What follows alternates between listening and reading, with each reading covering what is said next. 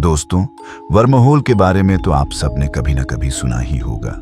बहुत सारी ऐसी साई-फाई मूवीज भी देखी होंगी जिनमें वर्महोल के कॉन्सेप्ट को दिखाया गया है, जैसे अवेंजर्स, एंड गेम, इंटरस्टेलर और इनके अलावा और भी बहुत सारी मूवीज हैं जिनमें हमें वर्महोल का कॉन्सेप्ट देखने को मिला है। बेसिकली अगर हम इंटरस्टेलर मूवी की बात करें तो उसमें दिखाया गया है कि कैसे कूपर एक वर्महोल के जरिए ट्रैवल करता है। लेकिन सवाल यह है कि आखिर एक वर्महोल काम कैसे करता है। चलो मैं आपको एक एग्जाम्पल से समझाता हूं। यह एक पेपर है और इस पर यह है पॉइंट ए और यह है पॉइंट बी। अब मान लो कि अगर आपको पॉइंट ए से पॉइंट बी पर जाना है तो आपको यह सारा डिस्टेंस कवर करना पड़ेगा, राइट? बट वहीं अगर हम इस पेपर को ही बीच से फोल्ड कर दें तो ये दोनों पॉइंट्स आपस में मिल जाएंगे और इनका डिस्टेंस बिल्कुल खत्म हो जाएगा।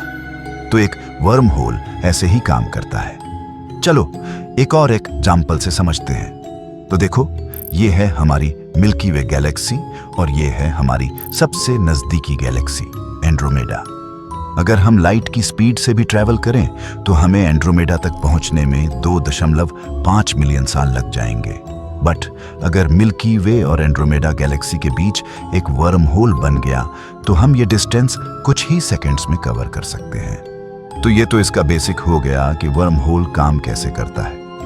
अगर हमें और डीप में जाना है तो हमें ग्रेट साइंटिस्ट अल्बर्ट आइंस्टाइन की जनरल थ्योरी ऑफ रिलेटिविटी को समझना होगा। इस थ्योरी के अकॉर्डिंग स्पेस और टाइम एक सिंगल एंटिटी है, यानी ये दोनों अलग अलग नहीं है बल्कि एक ही चीज है। स्पेस ही टाइम है और टाइम ही स्पेस है, जिसे हम स्पेस टाइम कहते हैं। तो जनरल थ्योरी के अकॉर्डिंग स्पेस टाइम एक फैब्रिक यानी एक कपड़े की तरह है, जिस पर तुम जितना वजन डालोगे वो उतना ही बेंड होगा। तो आइंस्टाइन ने स्पेस टाइम को एक फैब्रिक की तरह रिप्रेजेंट किया, जिस पर उन्होंने वजन की जगह ग्रेविटी को दिखाया। मतलब ग्रेविटी जितनी ज्यादा होगी स्पेस टाइम में उतना ही कर्व पैदा होगा। चलो मैं एक एक एग्जाम्पल से समझाता हूं। इसे एक फैब्रिक जैसा मानिए। अगर तुम इस पर एक भारी ऑब्जेक्ट डालोगे तो वो स्पेस टाइम में उतना ही कर्व पैदा करेगा, जिसे हम स्पेस टाइम कर्वेचर कहते हैं। तो ये एक 2D विजुअलाइजेशन हुआ। अगर हम इसको 3D में देखें तो ये कुछ ऐसा दिखेगा कि कैसे सूरज अपने स्पेस टाइम को बेंड करता है, जिससे पृथ्वी अपनी ऑन ऑर्बिट में बनी रहती है। तो अगर स्पेस टाइम एक फैब्रिक की तरह है तो इसका मतलब ये हुआ कि जैसे ये बेंड हो सकता है वैसे ही थियोरेटिकली ये फोल्ड भी हो सकता है। और जब ये फोल्ड होता है तो दो दूर जगहों के बीच एक शॉर्टकट बन जाता है, जिसे हम वर्महोल कहते हैं। अब तक हमने ये सब 2D एग्जाम्पल के जरिए समझा, जैसे एक कपड़ा बेंड हो रहा हो। लेकिन असल में हम 3D दुनिया में रहते हैं, जहां लंबाई, चौड़ाई और ऊंचाई होती है। और जब हम इसमें टाइम को भी शामिल करते हैं तो ये पूरा स्ट्रक्चर 4D बन जाता है, जिसे हम कहते हैं 4 डायमेंशनल स्पेस टाइम। मतलब अगर वर्म होल एक फोल्ड है तो वो 4 डायमेंशनल फोल्ड होता है। एक ऐसा फोल्ड जो हमारे 3D यूनिवर्स के ऊपर मौजूद है। हम उसे सीधे तौर पर देख नहीं सकते, लेकिन उसके मैथमेटिकल इफेक्ट्स समझ सकते हैं। अब सवाल यह है कि अगर वर्म होल एक फोल्ड है तो क्या यह स्टेबल होता है? तो जवाब है नहीं। वर्म होल नेचुरली स्टेबल नहीं होता। वो अपने बनने के तुरंत बाद ही ढह जाता है, क्योंकि उसके अंदर का स्पेस टाइम प्रेशर उसको ब्रेक कर देता है। लेकिन साइंटिस्ट्स की इक्वेशंस के हिसाब से अगर हम उस वर्म होल के मुंह के चारों ओर एक ऐसा मैटर डाल दें जिसकी एनर्जी नेगेटिव हो, जिसे हम एक्सोटिक मैटर कहते हैं, तो वो वर्म होल स्टेबल रह सकता है। अब ये एक्सोटिक मैटर क्या होता है? दोस्तों, नॉर्मल मैटर जैसे हम प्लैनेट्स या तारे सब पॉजिटिव एनर्जी डेंसिटी रखते हैं, पर एक्सोटिक मैटर इसके बिल्कुल उल्टा होती है। उसमें नेगेटिव एनर्जी डेंसिटी होती है। वो ग्रेविटी को खींचती नहीं बल्कि धकेलती है, और इसी धकेलने वाले नेचर की वजह से वो वर्म होल के दोनों सिरों को ढाने से रोक सकती है। अगर कभी हमें ऐसा मैटर मिल गया तो थियोरेटिकली हम एक खुला और स्टेबल वर्म होल बना सकते हैं, जिसके जरिए हम एक गैलेक्सी से दूसरी गैलेक्सी तक तुरंत ट्रैवल कर सकते हैं।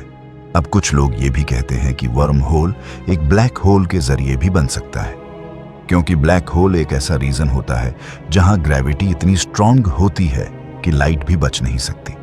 और अगर उस ब्लैक होल के दूसरी तरफ एक एग्जिट पॉइंट मिल जाए तो थ्योरेटिकली वो एक वर्म होल बन जाता है। ब्लैक होल के अंदर जाने का मतलब है स्पेस टाइम के एक ऐसे पॉइंट पर गिरना जहां से वापस आना इम्पॉसिबल होता है। लेकिन कुछ थ्योरीज कहती हैं कि अगर स्पेस टाइम के इस ढहने के दूसरे सिरे पर एक उल्टा रीजन हो जहां से मैटर बाहर निकलता हो तो वो एक व्हाइट होल होता है। व्हाइट होल एक ब्लैक होल का मिरर ऑन पोजिट है। यहां से कुछ भी बाहर निकल सकता है लेकिन अंदर जा नहीं सकता। और अगर एक ब्लैक होल और व्हाइट होल एक टनल के जरिए जुड़े हों तो वो एक आइंस्टाइन रोजन ब्रिज यानी एक वर्म होल बना सकते हैं। मतलब एक सिरे से मैटर गिरता है ब्लैक होल और दूसरे सिरे से निकलता है व्हाइट होल। अब मजे की बात यह है, अगर वर्म होल के दोनों सिरे अलग अलग ग्रेविटी वाले रीजन्स में हो तो एक सिरे के पास टाइम धीरे चलेगा और दूसरे के पास तेज। मतलब वर्म होल के दोनों सिरों में टाइम डायलेशन होगा। अब मान लो कि अगर एक सिरा जो ब्लैक होल जैसा है बहुत स्ट्रॉन्ग ग्रेविटी में है और दूसरा सिरा जो व्हाइट होल जैसा है कमजोर ग्रेविटी में है तो ब्लैक होल के पास समय बहुत धीरे बीतेगा और व्हाइट होल के पास तेजी से चलेगा। इसका मतलब थ्योरेटिकली अगर कोई उस वर्म होल के एक सिरे से गुजरता है तो वो सिर्फ स्पेस नहीं बल्कि टाइम भी क्रॉस कर रहा होगा। यानी एक सिरे से एंट्री लेकर दूसरे सिरे पर पहुंचने वाला ट्रैवलर पास्ट या फ्यूचर में जा सकता है। यह इस पर निर्भर करता है कि उसने किस सिरे से गुजरा। इस तरह वर्म होल थ्योरेटिकली एक टाइम मशीन की तरह काम कर सकता है। सोचो, अगर एक वर्म होल के एक सिरे पर ब्लैक होल हो और दूसरे पर व्हाइट होल तो हम एक रीजन से दूसरे रीजन में नहीं बल्कि एक वक्त से दूसरे वक्त में भी ट्रैवल कर सकते हैं।